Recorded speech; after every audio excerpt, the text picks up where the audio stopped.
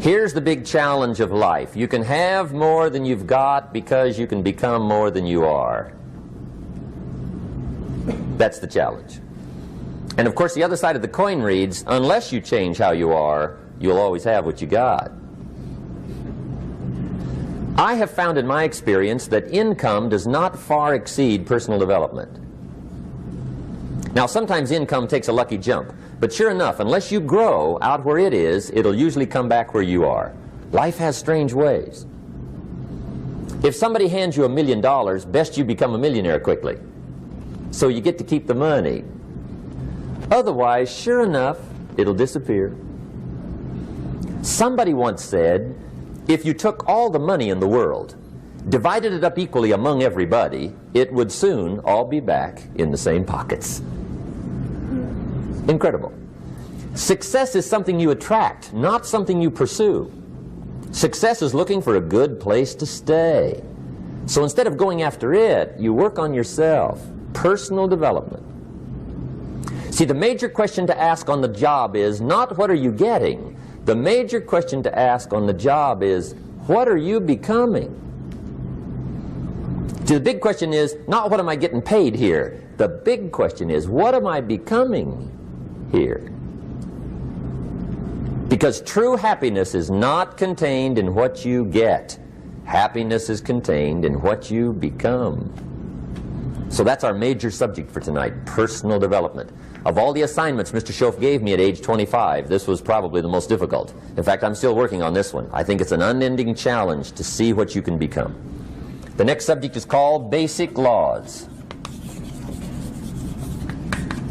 And it's good to study the basics. And I call these basics primarily because they come from the Bible. Now, I'm not a theologian or a minister, and that'll be apparent.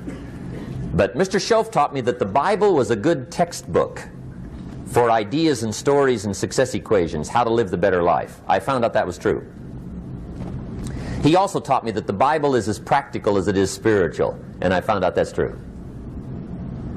If you look at your bank account and your income and you're not happy, there are several places in the Bible to check to see what the heck's wrong so you can make the changes. And we're going to cover some of those tonight, called basics. Okay.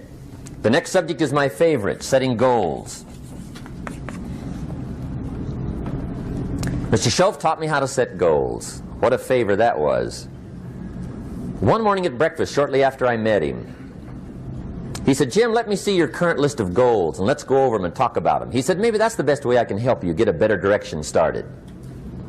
And I said, I don't have a list. He said, well, is it out in the car or home somewhere? I said, no, sir. I don't have a list anywhere. He said, well, young man, that's where we got to start. He said, I can tell you right now, if you don't have a list of your goals with you, he said, I can guess your bank balance within a few $100s. Which he did. And that got my attention. I said, you mean my bank balance would change if I had a list of goals? He said, drastically. That day I became a willing student how to set goals. And sure enough, learning how to set goals changed my life. And I often wondered why no one had ever taught me how to set goals up until age 25. I went to high school, but if they offered it, I missed it. I went to college for a year, never heard it. I worked for Sears. Really. And to my knowledge, Sears never taught it. Right? How to set goals. So here I am, age 25, married, my family's starting, I've been to college, I'm working, and I still don't know how to set goals. But fortunately, when I was 25, I met the man who taught me how, and it revolutionized my whole life. Economically, socially, personally, it's incredible. So I want to share with you tonight what Mr. Schoaf shared with me, how to set goals. It can be a life changer. Okay. The next subject is the negative part of the seminar. Life is part negative, so we got to talk about the negative. And this subject is called diseases of attitude. Diseases of attitude. There's a lot of things that can wreck your chances to do well. We live in a rather dangerous world, so you got to be not only wise, you got to be careful. Now, attitude diseases are just as bad as physical diseases, right? High blood pressure, heart trouble. I mean, a lot of things will ace your chances to do well. So you've got to be careful. And attitude diseases are deadly. I mean, they'll destroy all the good things you start. Okay? So we'll go through those attitude diseases, how to spot them, how to look for them, what they are, and the cure. And I'm a pro on these because I've had them all, so I can give you excellent advice on these. Now, the last subject we're going to consider tonight is called the day that turns your life around. The day that turns your life around. And under this subject, we're going to talk about the emotions that can change your life. Human beings are emotional creatures, and emotions are powerful for life change. Now, of course, emotions are so powerful they can go either way on you. Emotions can either build or destroy. So you really have to employ emotions properly. We call civilization the intelligent management of human emotions. If you can intelligently apply your emotions in the right direction, no telling what can happen. Could turn your life around one day would be sufficient. So we'll talk about those. Okay. Now that's a lot to cover in one evening, but we'll keep at it here and see if we can't get it all done. I'd like to have you now jot down the theme of the seminar. Every seminar should have a theme, I guess. We've got one. It's on some of our literature if you happen to notice it, but if you didn't, for your notes, here it is. The theme of the seminar goes like this: the major key to your better future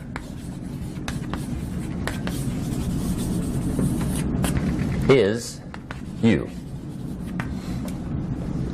That's the theme of our seminar tonight. The major key to your better future is you.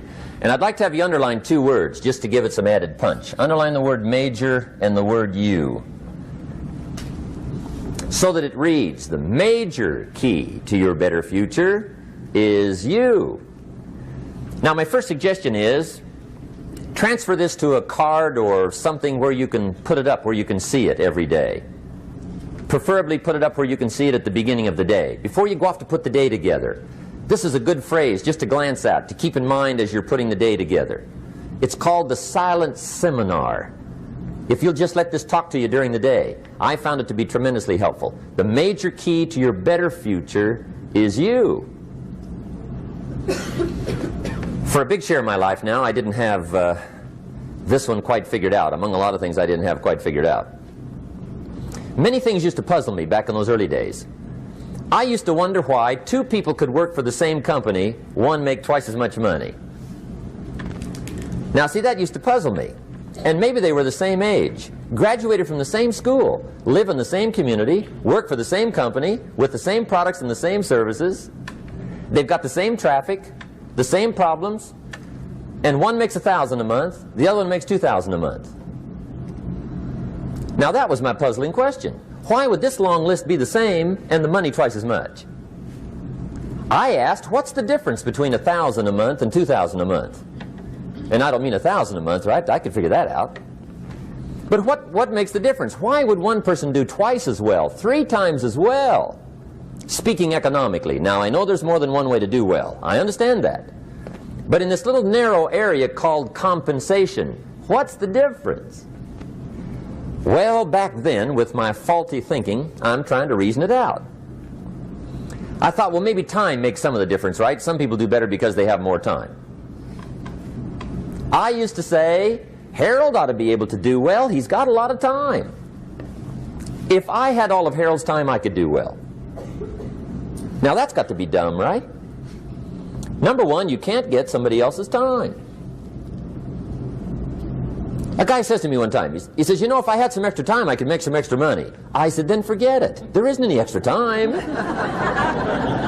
Hey, when the clock strikes 12 midnight, that about wraps it up, right? I mean, you can look around the gongs there for a little more, but it's over.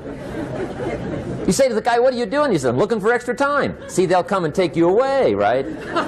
There isn't any more time. Now, if you can't get more time, which you can't, what could you get more of that would make a difference in economic results? And here's the key word. Make it a part of your notes. We're going to consider it tonight. The word is value. And I have a little phrase for your notes.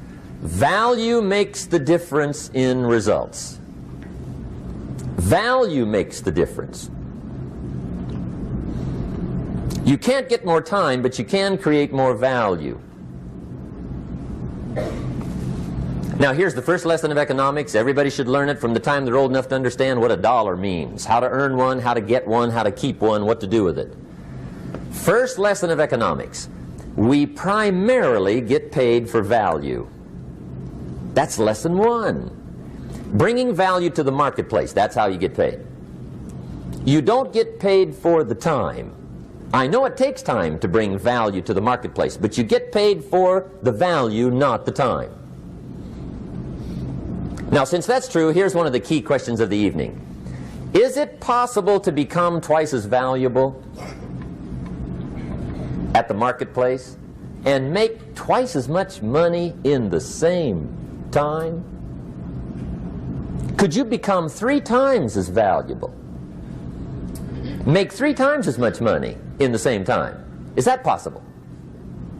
The answer is yes, if. And it's always if, right? Life is known as the big if. Harry Truman once said, life is iffy. How true.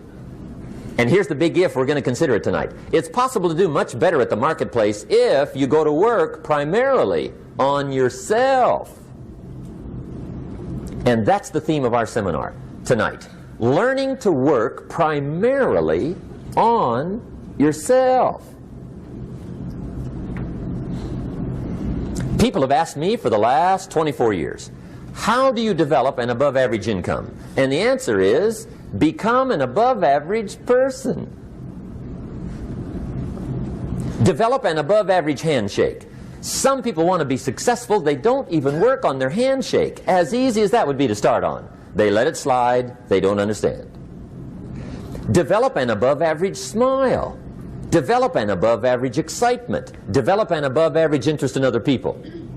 Develop an above average intensity to win. See, that'll change everything. Probably one of the most frustrating experiences in life is looking for an above average job with above average pay without becoming an above average person. It's called frustration.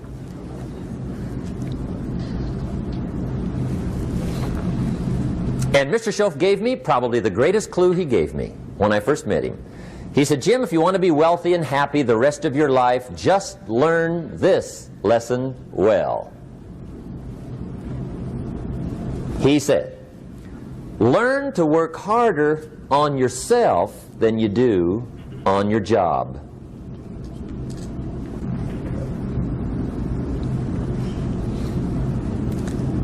Then Mr. Schoaf gave me probably one of the most important clues among so many things he taught me, but this was in those early days. Mr. Schoaf was very kind, but he was also very abrupt. And he had these interesting questions to ask. I'm giving him a little rundown one day on how things hadn't worked out for me. He said, Mr. Rohn, I've got the answer for you if you will listen carefully.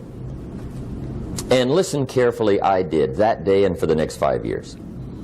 If somebody's wealthy and happy, you gotta listen. He said, Jim, I've only known you a short time. But he said, it's already my honest opinion that for things to change for you, you've got to change. That wasn't quite the answer I was looking for. But that's the answer he gave me, and I pass it along to you on this warm summer evening in Anaheim, California, 1981. For things to change for you, you've got to change. Otherwise, it isn't going to change. Before I met Mr. Schoaf, I used to say, I sure hope things will change. Right? That seemed to be my only hope. If it isn't going to change, I'm in serious trouble. And then I discovered it isn't going to change, so I'm in serious trouble.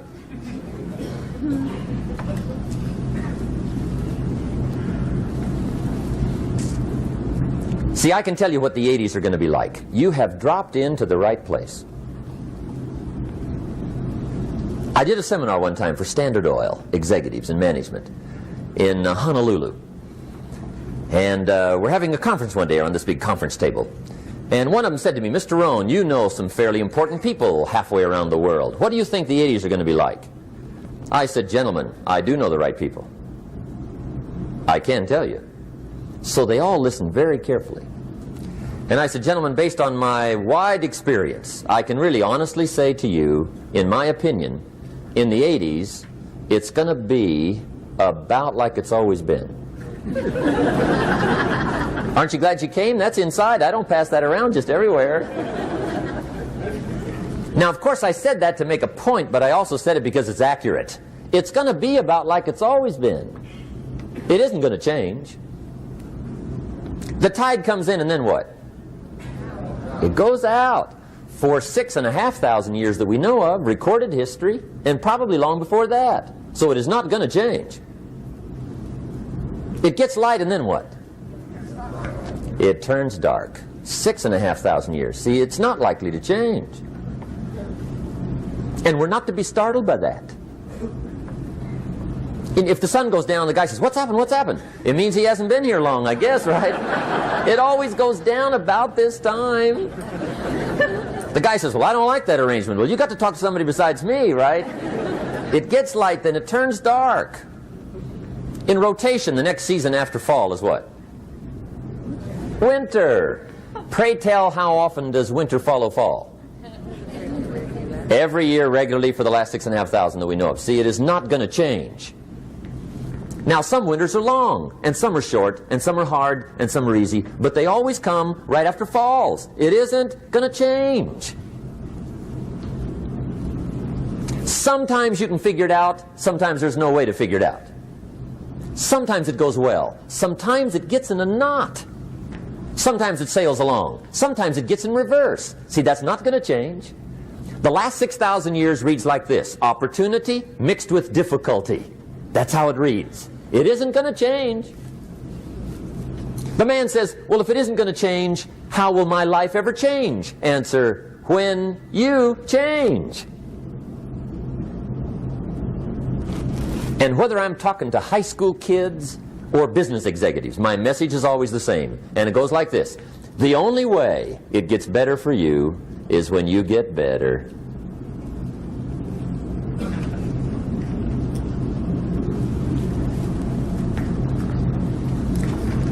Let me give you the 4 major lessons in life to learn. Here's 4 majors.